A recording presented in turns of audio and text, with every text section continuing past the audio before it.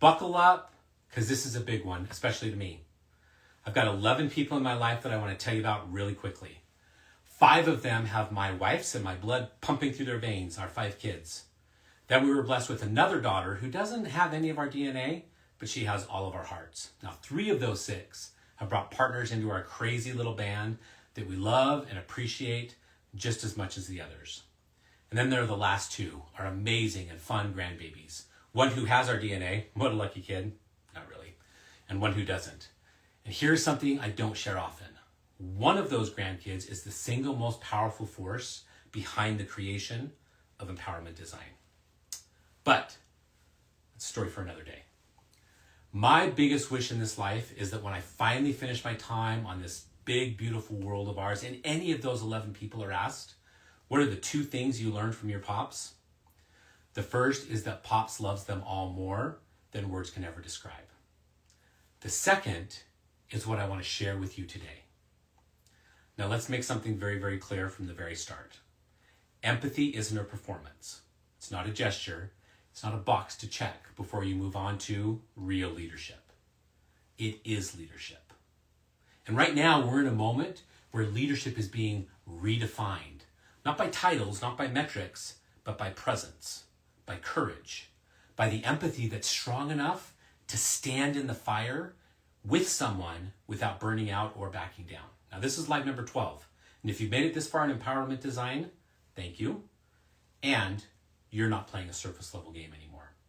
You're building a company that leads differently because you're choosing to lead differently. And this moment, this is where it gets really personal. Because we're not talking about empathy as a soft skill anymore. We're talking about it as a strategic lever for everything you want to build. Let's get into it. I want to start with this. If you don't know how to lead people, you're never going to keep them. Not the good ones, not the brave ones, not the ones who care enough to actually challenge you. You're going to keep the ones who hide, who smile all the time, who nod and who execute, but never expand. And eventually, you're going to look around and realize you've built a team that doesn't really feel like a team. You're running a machine, not a movement. Empathy is what changes that. But here's the thing that nobody wants to say out loud. Most leaders aren't struggling with empathy because they don't care. They're struggling with empathy because they're exhausted. They got way too many tabs open in their head. There's way too much weight on their shoulders. They're so focused on holding everything together that they've forgotten how to connect. And when you're burnt out, empathy feels like just another thing I got to do. It's another performance, another place for me to fail. So let me say this directly to you, especially if you're feeling that heaviness. Empathy doesn't start with your team. It starts with you. It starts with how you treat yourself when you miss the mark, because you're going to miss the mark. It starts with how you narrate your own inner dialogue after a hard day, because you're going to have hard days. And it starts with whether you make a room for your own humanity or whether you keep trying to outrun it with performance, perfection, and productivity. Because leadership that lacks empathy for self will always lack empathy for others. The inverse is also true. The more grace, curiosity, and compassion you build towards your own leadership growth, the more powerful and precise your empathy becomes for those around you. Let me tell you about a guy named Kyle. Kyle is the CEO of a multi-location service business. Big revenue, big goals, big pressure. Now, when we started working together, he said, I feel like my team doesn't trust me anymore. I used to be the guy that everyone came to with everything. Now, they just go quiet. So me being me, I asked him a simple question. When's the last time you shared what you were really struggling with? And it caused him to pause. And he said to me, that's not really my job. I'm the one who's supposed to hold that line, right? But here's what we uncovered together. His version of strength had become a wall. His silence wasn't safety, it was separation. So I challenged him. I said, what if strength isn't about hiding the weight, but about sharing the story of how you're carrying it? Now he took that to heart. And 1 week later, he opened a team meeting by saying something like this. I want to own something. I've been showing up like everything's fine. even when it's not. And I realize that makes it harder for all of you to be real too. Now that stops today, and I'm working on leading with more honesty, not just direction. And I'm asking for your partnership in that. You guys, that is some vulnerable boldness. Now the room shifted and Kyle could feel it. People leaned in. And in the weeks that followed, the team started talking again. Not just about projects, but about purpose, friction, and feelings. Then they started trusting again. Now that's what empathy does. Not just the kind that listens, but the kind that leads with honesty. That kind of empathy, that's a wavemaker trait. In Wavemaker, we talk about empathy not as one skill, but as a collection of embodied leadership traits. It's curiosity, it's discernment, it's the ability to pause and really hear someone before reacting. It's the discipline to hold space without letting it collapse into utter chaos. It's also boundaries. Let's not forget that. Empathy without boundaries isn't leadership, it's emotional leakage. So let's go there a minute, because this is where a lot of leaders, especially high achievers with big hearts, seem to get stuck. They confuse empathy with emotional absorption. They start carrying everyone else's weight, every mood, every crisis, every story. And pretty soon, they're drowning, right? I had a founder once tell me, I feel like I'm babysitting grown adults. Sound familiar, right? Then we dug deeper and we discovered that her team didn't lack capacity, they lacked clarity. She was over-empathizing. She was interpreting silence as suffering, and she started avoiding hard conversations because she didn't want to make things worse for people. But in doing so, she actually weakened her team. Because over-empathy without expectations breeds entitlement, not empowerment. So we worked on a shift. We started replacing I'm sorry with I see you. Let's solve this. We replaced take all the time you need with things like let's create a plan that honors our reality and our responsibilities. We replaced whatever works for you with here's what we need. How do we meet in the middle? And she told me later, it was like flipping a switch. People started rising to the level of clarity that I was finally willing to give them. That is fierce empathy.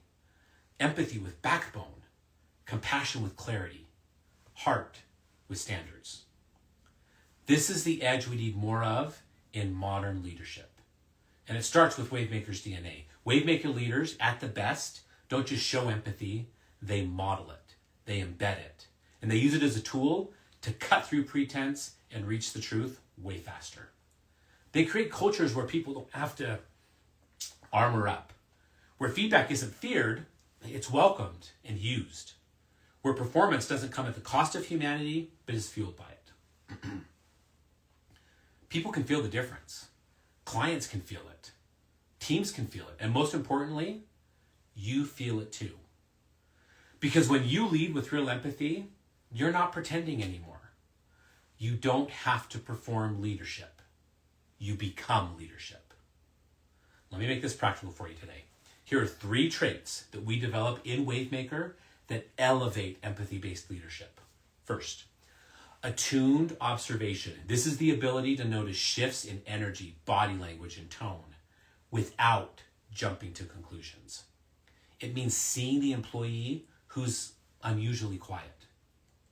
It's about hearing the hesitation in a client's voice and sensing the tension in a meeting and having the courage to name it. Second, relational discipline. This is about emotional regulation. It's the ability to stay present in conflict, to sit with discomfort, and to ask questions instead of defending yourself. It means not letting your ego hijack the moment, not making someone else's feedback about you. It's about not needing to win, just needing to understand. Third, empathetic precision. This is the skill of articulating truth with care. It means saying, I care about you and I need you to step up. It means saying, I understand where you're coming from and I still believe that this isn't working. It's not about watering things down. It's about delivering clarity in a way that blows the door wide open. Now you can learn how to do these. You can practice these and you can integrate these into every conversation, every decision, every moment of culture building in your company, because it isn't about a checklist. It's about becoming a carrier of a different kind of leadership, a better kind. One that doesn't collapse under pressure that's going to come. One that doesn't shame people into compliance. One that doesn't hide behind cold systems and empty scripts, because that's what everybody's trying to sell you. And one that feels different, because it is different. And right now, more than ever, that kind of leadership is needed. I'm going to give you an assignment this time. This is not normal, but I'm going to do it. Practice empathetic inquiry this week. I want you to choose one team member that you haven't connected with deeply in a while and ask them a real question. One that invites depth. One that says, I see you. Here's some options to get you thinking. You could ask, what's something about your role that's been draining you lately? Or maybe you could ask, what do you wish you understood? What do you wish I understood better about how you experience this company? And then just listen.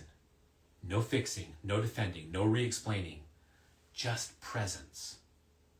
Then come back to yourself, and I want you to ask yourself an even deeper question. What part of my leadership has felt heavy lately? Where am I showing empathy to others, but not myself? And then journal it, feel it, and commit to one action that brings more alignment with how you lead from the inside out. Because that's what this is. Empathy isn't just about the team. It's about the tone of your entire company, maybe your entire life. And the tone starts with you. Now, next up on Tuesday, we're going to go even deeper. Because once you've built empathy-based leadership into your culture and yourself, the next step is making space for entrepreneurial leadership to actually rise. That's where we're heading. And that's when empowerment design begins to rapidly scale. Not through you, but through everyone around you.